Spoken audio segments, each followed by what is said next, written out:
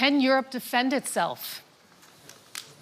Hello and a very warm welcome to this special edition of Deutsche Welle's Conflict Zone from the World Economic Forum in Davos, Switzerland. I'm Sarah Kelly. We're here with the NATO Secretary General, Mark Rutte, the President of Poland, Karol Nawrocki, Good morning. the President of Finland, Alexander Stubb, the President of the European Investment Bank, Nadia Calviño, and the CEO of Sanofi, Paul Hudson. Welcome to all of you, and thank you so much for joining us. Now, this question, can Europe defend itself, has really been thrust into the forefront as Donald Trump threatens allies over Greenland. As we wait for Trump to deliver a statement in just a few hours, there has been so much discussion in the past few days, not only about the potential for a trade war with Europe, but also even the collapse of the NATO alliance itself.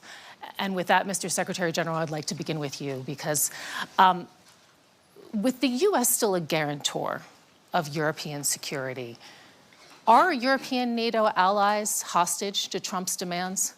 Well, listen, NATO, since 1949, is the transatlantic alliance. And I think we have to be very careful in considering the fact that the US and Canada are not only in NATO to prevent the historic mistake the US made, in their own view, after the First World War, which was retreating from the world stage, and then the long arm of history reaching out to the US again in the Second World War, not wanting to repeat that mistake.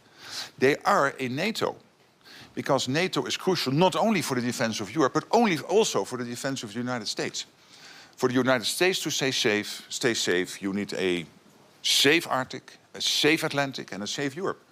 And all the military and all the politicians in the US know this. And we really have to be mindful of this. So when the question is Europe safe? Yes, Europe is safe because of what Europe is doing itself within NATO, but also because we have that strong transatlantic relationship. But we know the history, we know the stakes. Let's talk about the current dynamics. And I'd like to ask you, for perhaps a bit of reflection here, did you ever think that you would ever see one NATO member threaten the territorial integrity of another? I mean, you have now the Prime Minister of Greenland telling his public an attack cannot be ruled out.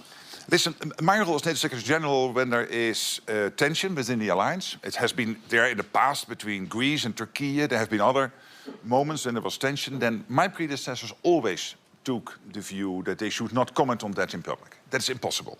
Why is that impossible? Because as soon as I do, I cannot any longer help to somehow, with others, of course, not me, only myself, but of course with other leaders, to basically diffuse the tension, to de-escalate, etc.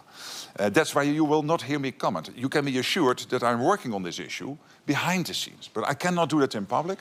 Sorry, no comments from me on Greenland. Well, sometimes behind the scenes comments do become public in various ways, as we've seen in the past few days. That's true. You've talked about security in the Arctic. No matter how you come out of this Greenland row, I mean, it really seems as if the dynamics have fundamentally changed within NATO. You have Macron saying yesterday, we are shifting to a world without rules. Hasn't all of this fundamentally damaged the foundations of NATO, the shared trust, the shared values? Of course, I see that there are these tensions at the moment. There's no doubt. Again, I'm not going to comment on that, but I can assure you the only way to deal with that is, in the end, thoughtful diplomacy. So statements from me will not add anything here. And when it comes to the Arctic, I think President Trump is right. Other leaders in NATO are right. We need to defend the Arctic. We know that these sea lanes are opening up. We know that China and Russia are increasingly active in the Arctic. There are 8 countries bordering on the Arctic. 7 are a member of NATO. That's Finland and Sweden and Norway and Denmark, Iceland, Canada and the US. And there's only 1 country bordering on the Arctic outside NATO, and that's Russia. And I would argue there is a 9th country, which is China, which is increasingly active in the Arctic region. So President Trump and other leaders are right. We have to do more there. We have to protect the Arctic against Russian and Chinese influence. And that's exactly what NATO ambassadors decided to do in September. We are working on that, making sure that collectively will we defend the Arctic region. I'd like to turn to Poland now. You have traditionally been furiously pro-American in terms of, efforts to keep them on board as a guarantor of security. in Europe. You've termed the Greenland dispute, and again, this was a comment that I understand you made last week, a matter between the Danish Prime Minister and President Trump. Just briefly, do you still stand by that after everything that you've seen in the past days and weeks? Of course, United States of America are the most important Polish bilateral ally, but we also appreciate a lot NATO. We are the part of NATO, and we feel responsible for NATO. This is the biggest alliance in the history of 20th century. I think, like Mark Rutte, the NATO is stable, NATO is solidifying, but we of course recognize some problems about the Greenland. And I'm looking at the problem of Greenland from the strategic side. We have Chinese, we have Russian. We feel in Poland Russian threat for 3 centuries even, and we understand it at all in eastern flank of NATO. And if we consider, ladies and gentlemen, that global GDP is consisted of 15% of European Union involvement and 15% of United States of America involvement, but according in terms of security, United States of America paying 65% for NATO and Europeans 35%, we have to consider what Donald Trump would like to say about the security, because he's responsible for security of the world as the leader, and we would like to support. Do you really think you can stay out of this? Do you really think you can stay out of this row? Do you really think that, I mean, isn't this the moment right now for solidarity in Europe? Isn't this key to a united and a strong response? There is the necessity of solidarity in Europe, but there is also the necessity of building the good transatlantic relations. And I think that transatlantic relations are very important. We know in Europe, Alex, all my European friends knows how many mistakes had Europe done after and before 2022, and Donald Trump tried to convince our European partners that we have to solidify, and his voice is very important because of the financial, because of the strategic, geopolitical point of view. I, of course, hope that it will be solved thanks to all partners on the diplomatic way, and how far are you willing to go to have good transatlantic relations? Does that mean giving the Americans Greenland, selling the Americans Greenland? How far should European allies go if the Americans do move on Greenland? You know, we have 10,000 American soldiers in Poland. We buy American military equipment, which is the best on the world. South Korean is also very good, but American is... and Finnish tanks you buy. And Finnish tanks. A little bit of a commercial break here, yeah. We have the biggest army in East Central Europe. Poland increased the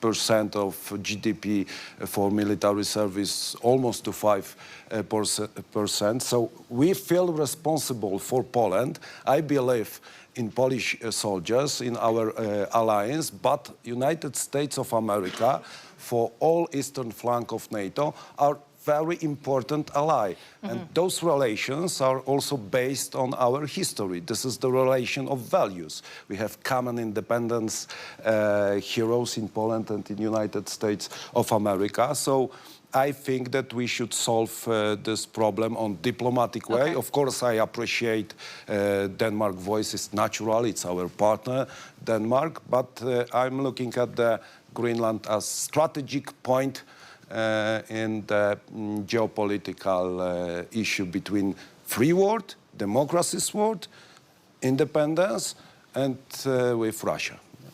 President Stubb, I'd like to turn to you now because you, along with the Secretary General, have been known as the Trump whisperers.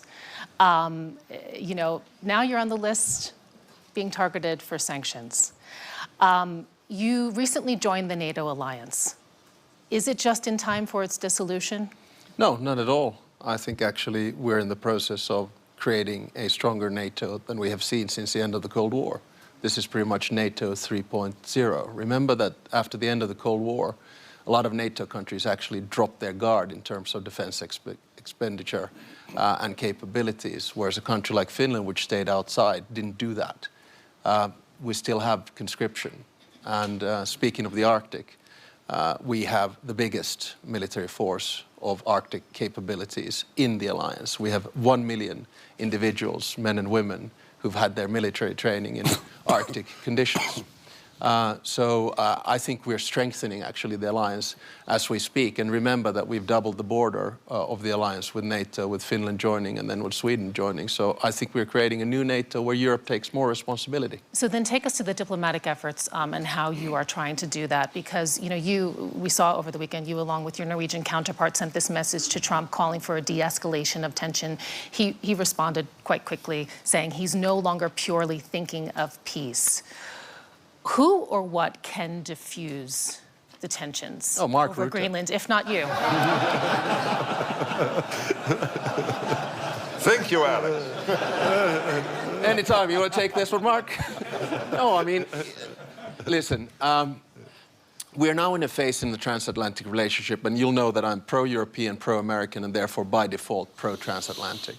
We are in a relationship which is much more direct than it's ever actually been. I mean, the communication channels that we have directly with the president and with the administration are actually good and solid. And then, you know, at times there are curveballs flying in different types of directions. We try to catch them and we try to solve them. You know, you have two schools of thought here on Greenland. One is to de-escalate, and the other one is to escalate to de-escalate. And I think at the end of the day, we'll find an off-ramp on this. I'll make two final remarks. If someone would have told me in Washington, D.C., for the 75th anniversary of the alliance, that we're going to increase our defense expenditure next year to 5%, I would have said, you have no clue about international relations or seek help with a doctor. We did.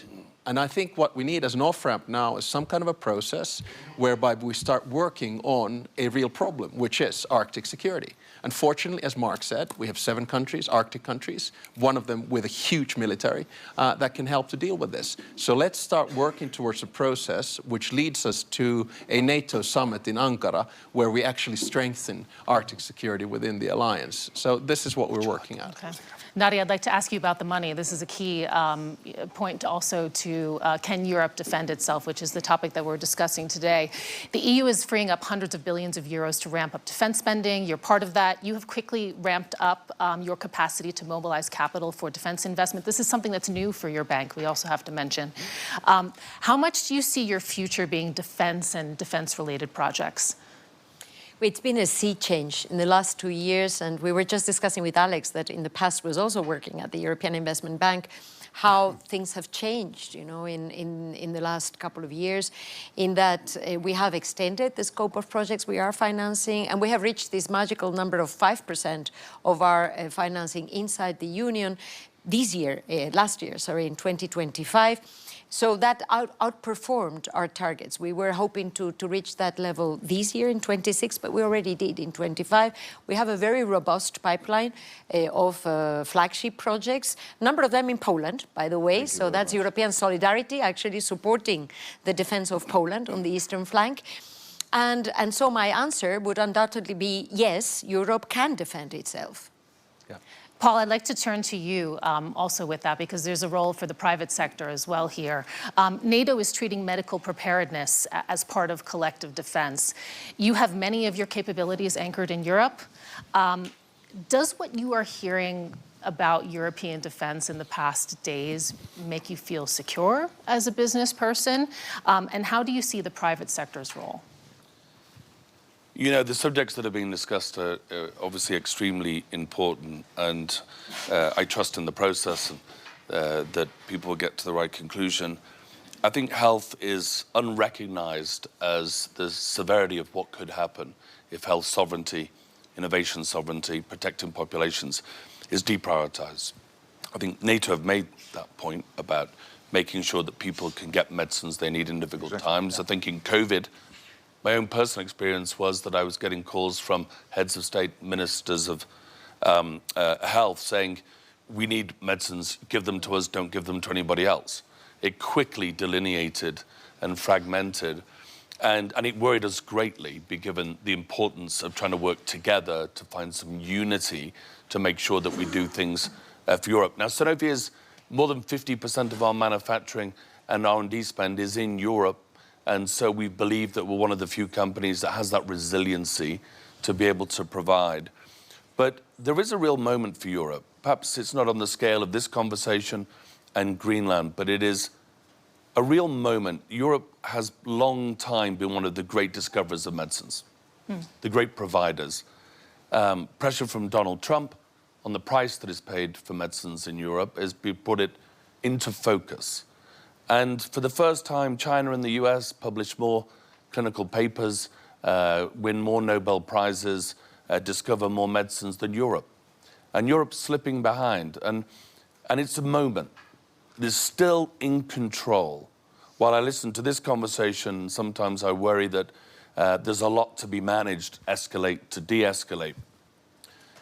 Europe, in particular, has health innovation and health sovereignty in the palm of its hand. And if it chooses to step forward, it can protect, it can innovate, it can compete. This is a moment not to be squandered. I'd just like to add something and kind of reset us a little bit. We're talking about can Europe defend itself, and something that's really interesting is that we have not said the word Russia or Ukraine, I think, so far in this conversation. And it just goes to show you actually how the conversation has changed. But I'd like to really take it back to now defense capabilities, the spending that also we were talking about. Polish president, we know that you're already projecting to get to 5% of GDP this year. You're doing all of this spending, hundreds of billions of euros being ramped up, but to still be dependent on the Americans. And I'm talking about key things. So air transport, strategic command and control systems, high-end intelligence. Do you get the sense, especially after the events of the past days, that Europeans are really in a state of urgency to quickly ramp up the ability to handle a protracted conflict without the US? What is the plan B if diplomacy fails? I understand your question, but I would like to assure you that our Polish independence and sovereignty is very strong. The first, I believe in Polish soldiers, of course, in our history and our readiness to fight with everyone who would like to invade Poland. So we felt a strong country on the eastern flank of NATO. But we also believe in diplomacy. It's natural in NATO, our cooperation with NATO, with European Union. Diplomacy is, of course, the part of the security guarantees. But what we can do as the Republic of Poland, and our friends also doing this, I see the president of Latvia, Baltic states, we, of course, made the decisions to increase the budget for military service. And it was the great achievement of Europe. And what have happened? In Hague, Donald Trump pushed Europeans to increase the military service cost and GDP. Also, European Union need Donald Trump to be pushed by him to increase this budget. It's not good way, and many countries inside Europe still haven't done this. So, you know, we have big problem about the feeling for our security and responsibility for secure European Union. I'm going to get to you in just a second, Mr. Secretary General, of course. But can I President Stubb, I'd like to ask you first. Do you see this sense of urgency for a plan B among your European partners? Is there the need for that? And who should lead the charge? Because, I mean, it's a bit unfair. We're sitting here on the panel with Finland and Poland. You know, you are really doing a lot when it comes to defense, especially Finland. You have this comprehensive approach to defense in your country. Are your partners, are they experiencing the urgency? Who needs to come up with the plan B and lead the charge? Well, I mean, two answers. First is a direct answer to the question of this panel, can Europe defend itself? My answer is unequivocally yes. Without the Americans? Without the Americans, I mean... How? Well, look. But you're relying on them for these key elements. How would you do it at scale and at duration and at intensity? With an assumption that the United States would cut off completely any kind of work. Yeah. Well, if we look at the defense composure of Europe by and large, and a country like Finland, so how do we do it? We have conscription. 1 million have done it. We can mobilize 280,000 soldiers within weeks. We have 62 F-18s. Your next question is going to be, do they fly without Americans? No, they don't. But do we trust that they will continue to fly because it's in the interest of America to do so? Yes. We just bought 64 F-35s. We have the biggest artillery in Europe together with Poland. We have long-range missiles, land, sea, and air. We don't have these because we're worried about Stockholm, right? So, the bottom line is that if you ask me the question that can the Finnish military defend itself against a Russian attack, the whole defense posture of the way in which you do it, yes, we can.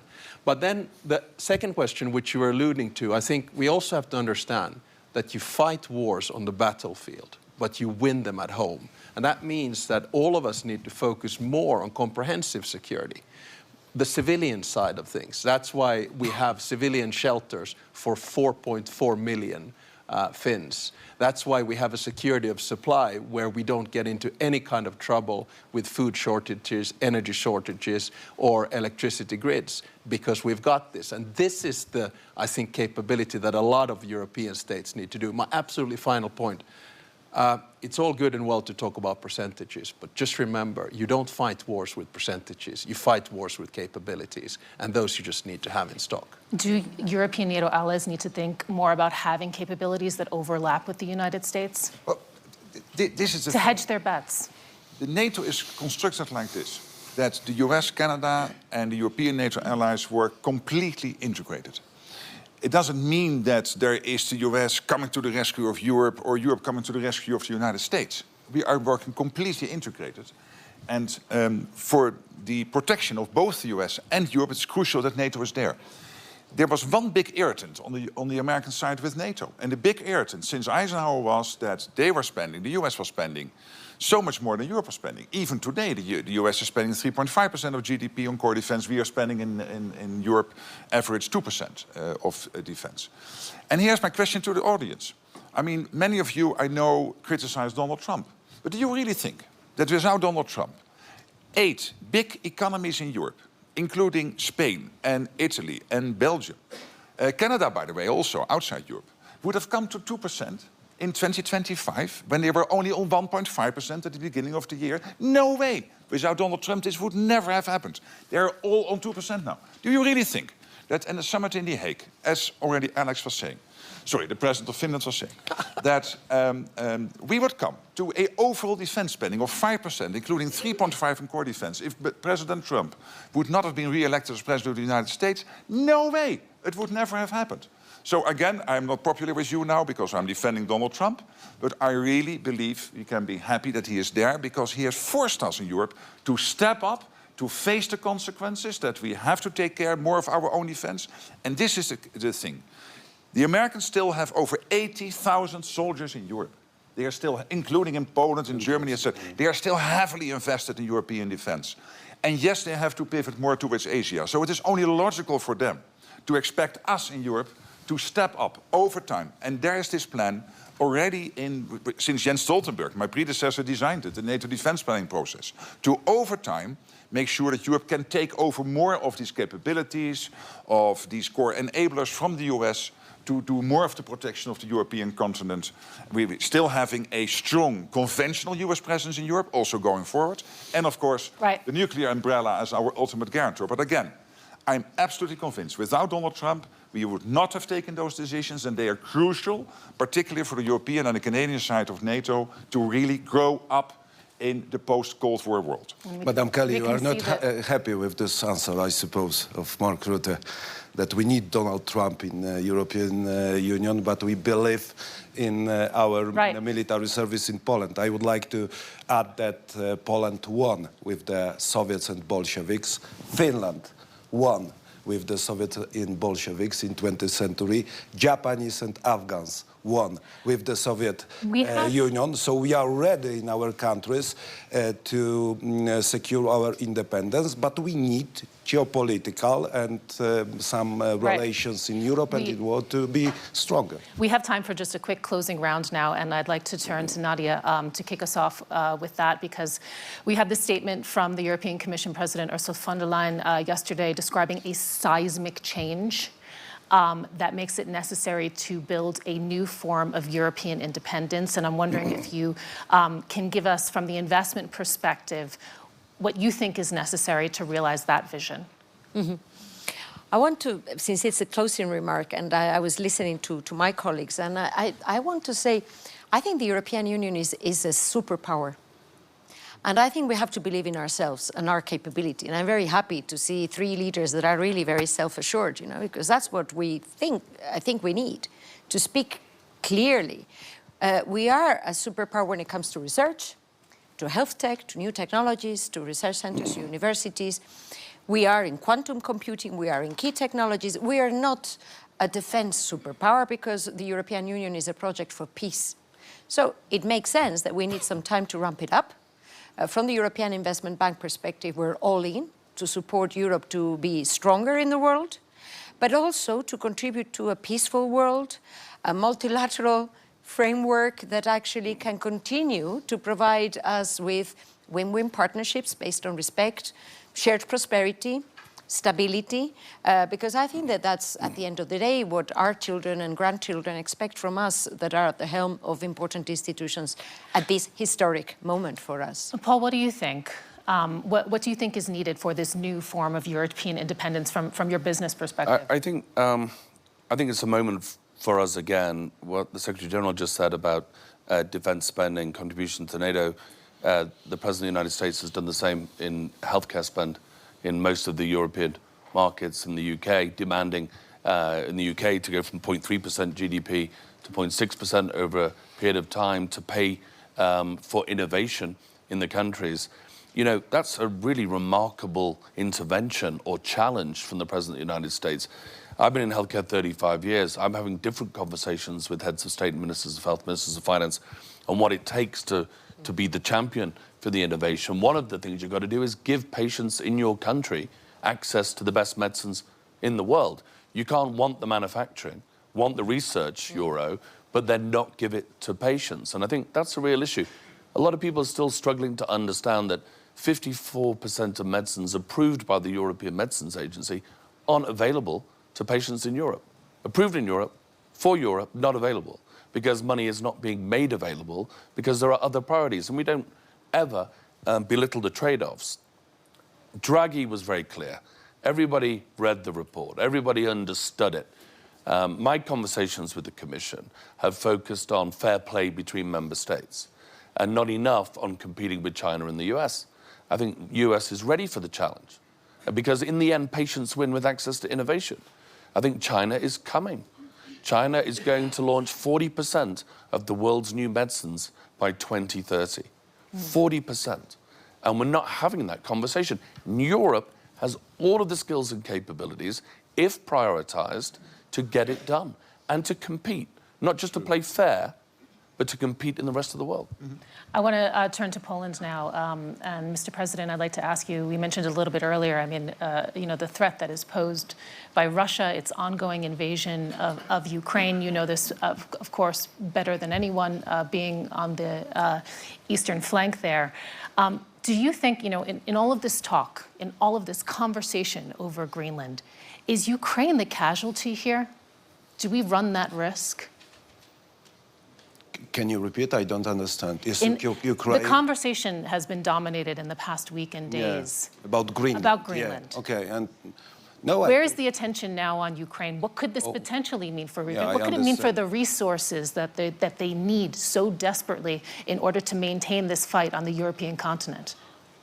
I think that Ukraine issue subject after the attack of Russian Federation is most important, not only for Poland and eastern flank of NATO, but for all free world. And I think that the problem around Greenland, doesn't mean that we don't think about the Ukraine. We support Ukraine in Poland, in NATO, in European Union. United States of America supported Ukraine, and we have to consider this problem as the main problem in Europe nowadays. And I'm very happy that we are going, maybe slowly, but we are going to long-lasting peace in Ukraine.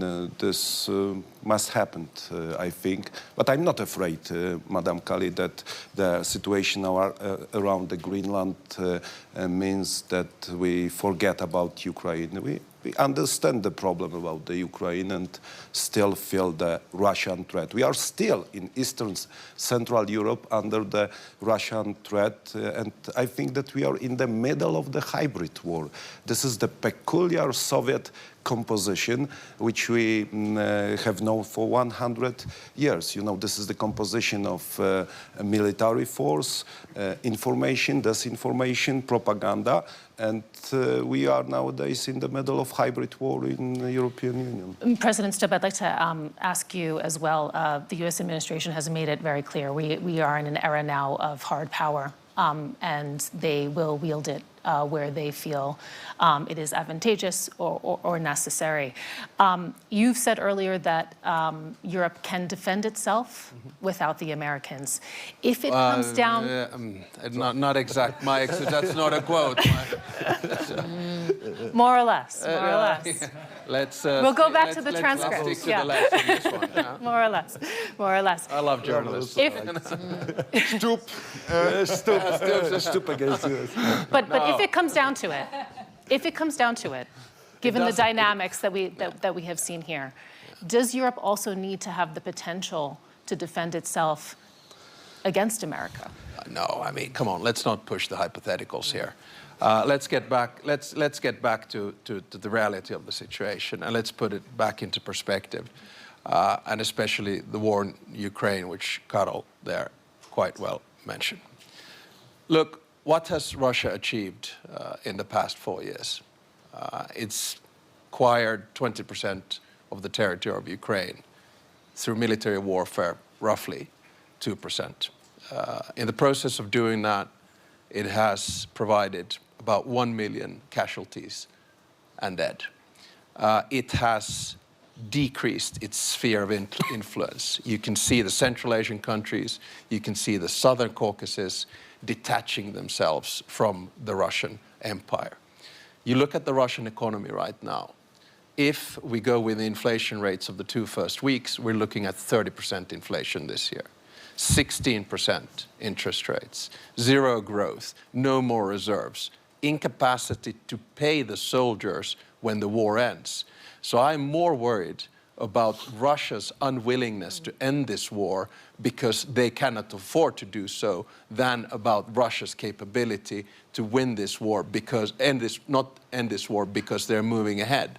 So let's keep things into perspective. NATO hasn't entered the scene yet, and they have not been able to advance in the past 4 years as much as expected. This war has been an utter strategic failure of President Putin. He increased the size of NATO. He made Ukraine European. He increased the defense budgets of European states. And here we are asking ourselves, shaking, are we able to defend ourselves? My answer is, yes, we are. Secretary General. Absolutely. Secretary General, I'd like to ask for your remarks also on that point. We've been talking about can Europe defend itself? The question is how, and how that evolves also over the next years. Do you ever see a day where European defense doesn't have NATO as the cornerstone? No, I don't. And let's not forget the EU is great. It is 23 countries in NATO of the 32 are also in the EU. But it is only 25% of NATO overall GDP. 75% of NATO GDP is outside the European Union. Let's not forget. That's a fact. The US is by far the most powerful nation on earth. And the President of the United States is therefore the leader of the free world. And you cannot envisage NATO without the leader of the free world being an integral part of that organization. And nobody wants it. Not on the US side, not on the European side. He said last night in his presser that he was doubtful whether the Europeans would come to the rescue if Article 5 would be triggered. I tell him, yes, they will.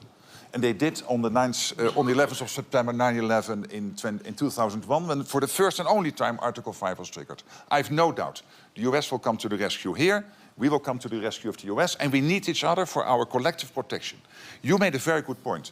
The risk here is that we focus, of course, on Greenland, because we have to make sure that that issue gets solved in an amicable way. But the main issue is not Greenland now. The main issue is Ukraine. And I agree with everything Alex Stoop was saying, but I'm also a little bit worried that we might drop the ball focusing so much on these other issues. Yeah. And as we speak, Russian missiles and Russian drones are attacking the energy infrastructure in Ukraine. We know that it is now minus 20 degrees in Kiev. We know that Ukraine can only take care of 60% of its own electricity. And yes, it is true, the Russians have lost in December 1,000 people dead. Not seriously wounded, dead a day. That's over 30,000 in the month of December. In the 1980s in Afghanistan, the Soviets lost 20,000 in 10 years. Now they lose 30,000 in 1 month. But they still continue the attack. They still increase the attack. And that means that if we Europeans here in NATO are thinking that because of the 90 billion the Commission has been able to bring together with the nations, or because the peace process is moving in the right direction, we can forget about the defense of Ukraine. Don't. They need our support now, tomorrow, and the day after. And yes, great if there is a peace deal. Everybody's working on that. The Americans, of course, are leading that process. Great that the 90 billion is there, but that will only be there in March, April, May, whenever. So that still takes time. So I need the European allies to keep focus on this issue. And what I'm really worrying about is that because of the peace process and because of the 90 billion, we lose sight, and that in the meantime, the Ukrainians do not have enough interceptors, have enough American gear particularly they need, because it is not any longer available in Europe, for them to defend themselves. So this focus on Ukraine should be our #1 priority. And then we can discuss on all the issues, including Greenland, but it should be Ukraine first, because it is crucial for our European and US security. I'd like to open up the conversation now to the audience. There's a very high-level audience, we have to say. I'm seeing the President of Latvia sitting in the front row. I believe I also spotted the Defense Minister of the Netherlands here as well. Hey, where is he? Right there. Wave hello. We'll be passing around a mic, and I would like to ask that you please stand up, and that questions are kept brief, because I see many hands going up. Thank you very much. I have a very short question to Secretary Rutte. There are negotiations about Ukraine, and I fully agree with you that Ukraine is the main challenge, and then Russia basically is the main threat. The question is, once we agree that there are some chances for the long-lasting peace, are we as Europe prepared for what would be next with Russia, with this aggressive approach, with a society which is still, through the disinformation, educated, let me say, with the aggressive approach towards the West? What will happen with those thousands or hundreds of thousands of troops, capabilities, etc., if they won't be engaged in Ukraine? They won't just wait for the better, prosperous future. Are we ready as NATO to take this problem? Thank you very much. Yes, and a brief response, please. We are ready today, there's no doubt. But we have to be ready in 27 and 29 and 31. And this is why what we decided in The Hague to ramp up defense spending to this 5% was crucial. But we also have to ramp up the defense industrial production. And we're not doing it, not in the US, not in Europe. We are not nearly producing enough. The fact that Poland, which is the closest ally to the US you can find, is buying in South Korea is because they cannot buy enough in the US or in the European defense buying in industrial Finland. base. And Finland, yeah, but also Finland. Yes, Alex, I love you, but you are not producing enough. Your defense industrial base has to ramp up, and you know it, so please spend time on that. And this is true for the whole of NATO territory. So it is not only money, it's also the defense industrial base, including preparing our other industries, including our car industries, etc., for a moment when there might be a situation where we need them. Russia is on a war economy footing. They spend 40% of the state budget on defense. 200 billion a year, with a spending power with the 200 billion because of the structure of their economy, which is much higher than we can do in Europe. So we really have to be watchful here. Yes, we can defend ourselves today, but we have to deliver on the The Hague commitments. Not because of Donald Trump. Yes, it equalizes with the US, that keeps them in, but particularly because we have to defend ourselves. Okay. I think in the next round, perhaps we take 2 questions, and then we'll have them answered. See many, yes. Sorry, my name is Andrea Malaguti. What do you think about the board of peace with Lukashenko and Putin for Gaza? Please, One more over here. NATO has 32 countries in the Northern Atlantic, and I'm not commenting on things outside North Atlantic area. Sorry, I have too much on my plate already. Thank you. Margaret, could you please comment on Marconi's speech yesterday here in Davos that was very honest? What is your reaction to it? I respect him a lot, and I'll see him later today. And I think he had a speech which was strong on Canadian values and what Canada can contribute to the world. At the same time, I would say this is very good, and Canada's back. When you look at NATO, they were spending 1.3, 1.4%. They got to the 2%. They have now a plan to reach the 5%.